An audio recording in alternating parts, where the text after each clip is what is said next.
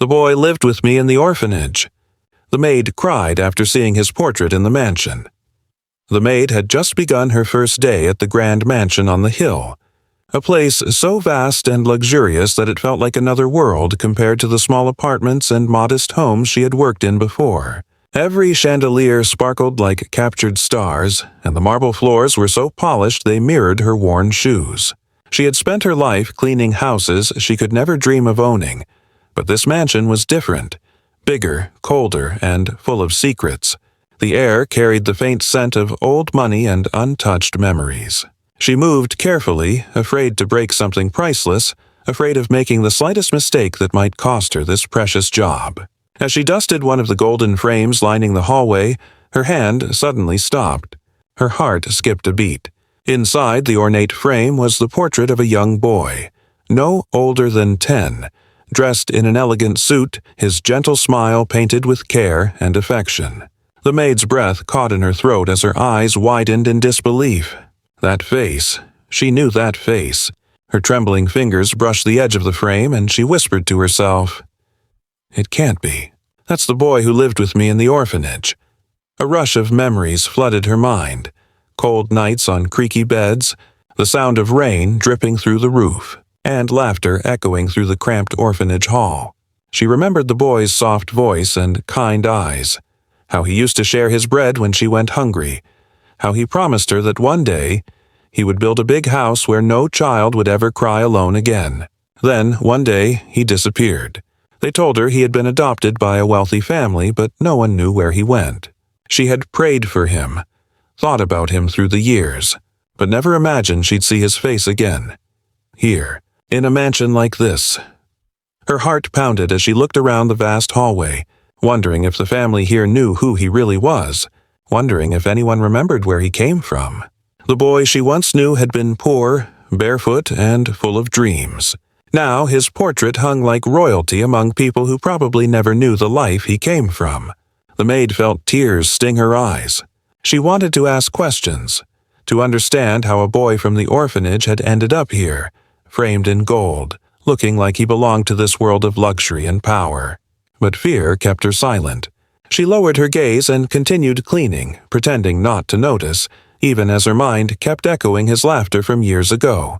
Each step she took felt heavier, each corner of the mansion whispering the same question she couldn't ignore. How did that little boy from her past become the child of this house? And why did destiny bring her here, right back into his memory, after all these years? Memories came flooding back like a storm she could no longer hold back. She could almost hear the laughter of the children echoing through the narrow halls of the orphanage, mixed with the sound of rain hitting the leaky roof. It had been a small, worn-down place, but to her it was the only home she had ever known. The nights were cold, and blankets were too few, so the children huddled together for warmth, whispering stories of a future they all hoped for. Among them was a quiet boy with kind eyes and a heart far too big for the cruel world around them.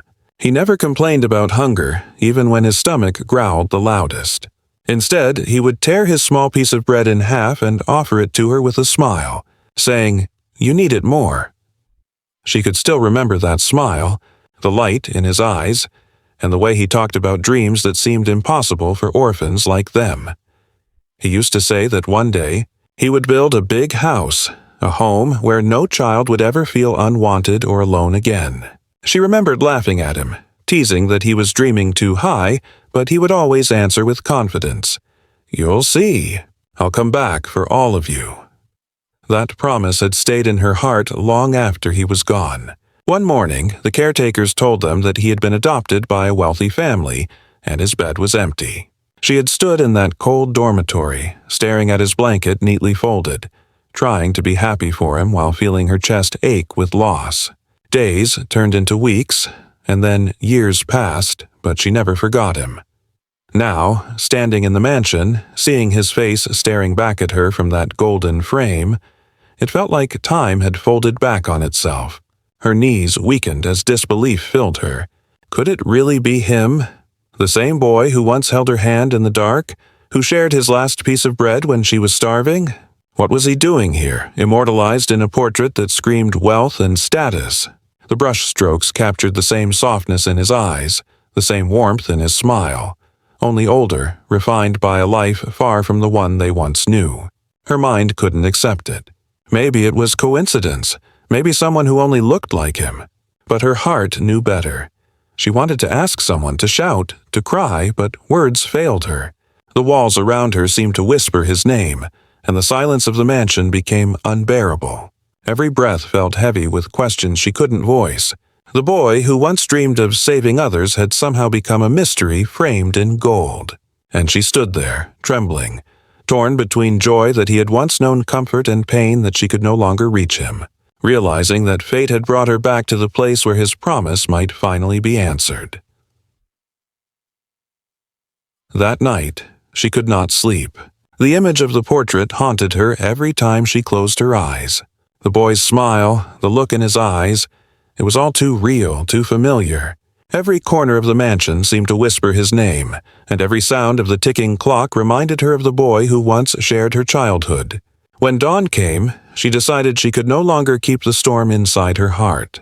After finishing her morning chores, she quietly approached the butler, who had always maintained a serious and distant demeanor. Pointing at the portrait hanging above the grand staircase, she hesitated before asking in a trembling voice, "Who is that boy in the painting?" The butler looked up with a proud smile and replied, "That's the young master, the only son of the house. He passed away years ago in a tragic accident." For a moment, her entire world froze. The room around her faded as the words sank in. Passed away. The boy she thought she had found again, the child she once promised to protect, was gone. Her heart ached as tears filled her eyes, but she forced herself to stay composed. The butler noticed her expression and asked if she was all right. She nodded quickly and whispered that she was fine before walking away, her footsteps heavy, her chest tight with grief. But something inside her refused to believe it. The boy in the painting seemed too alive, as though his spirit still lingered within those painted eyes. That night, while cleaning the study, she found herself drawn to an old wooden box tucked away under a dusty shelf. It looked out of place, covered in cobwebs yet carefully preserved, as though someone had once cherished it deeply. Curiosity took over her fear. She opened the lid slowly and gasped when she saw what was inside, a small stack of photographs and several folded letters tied with a faded blue ribbon. Her hands trembled as she lifted the papers and began to read. The handwriting was messy but familiar, almost identical to the boy's clumsy scrawl from the orphanage. One of the letters began with a name she hadn't heard in years, his childhood name, the one only the children at the orphanage used to call him. Her eyes widened and her breath caught in her throat. It was him. There was no doubt any more.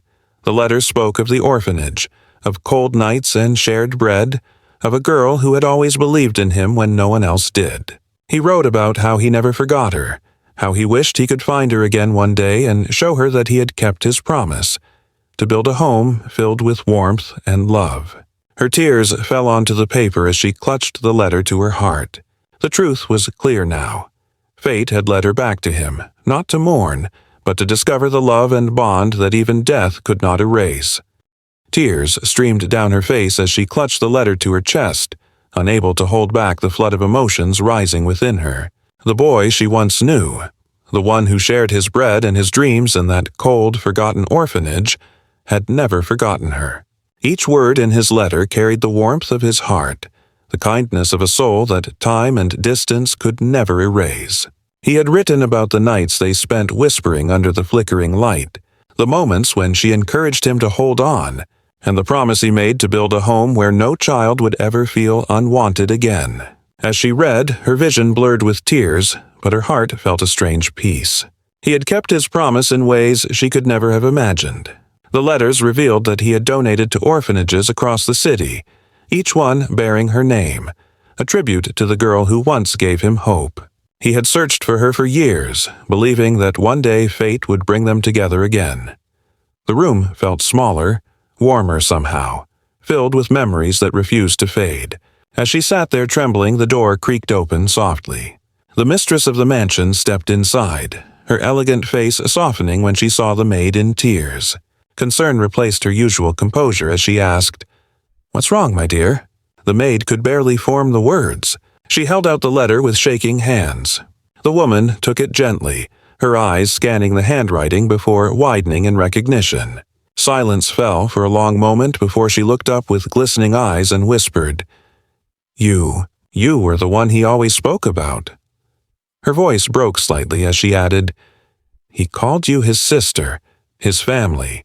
He said you were the reason he believed in kindness." The maid's heart clenched and she covered her mouth to muffle her sobs. The mistress knelt beside her, no longer seeing her as a servant but as someone sacred, someone who had shaped the life of the boy she once loved as a son. Together they sat on the floor, the weight of loss and love binding them in silence. The mistress told her how the boy had grown into a man filled with compassion, how he never let go of the humility he learned in that orphanage. Even in wealth, he lived with gratitude and gave selflessly to others. He had hung his childhood portrait in the grand hallway, insisting it should never be removed, as a reminder of where he came from. As the sun poured through the window, the maid smiled through her tears. She no longer felt like an outsider in this mansion of marble and gold. The boy she had once comforted in the dark had built this home not just for himself, but for her too, in spirit, in memory, in love. She whispered a prayer of thanks, knowing he had never truly left her. In his heart, she had always been home.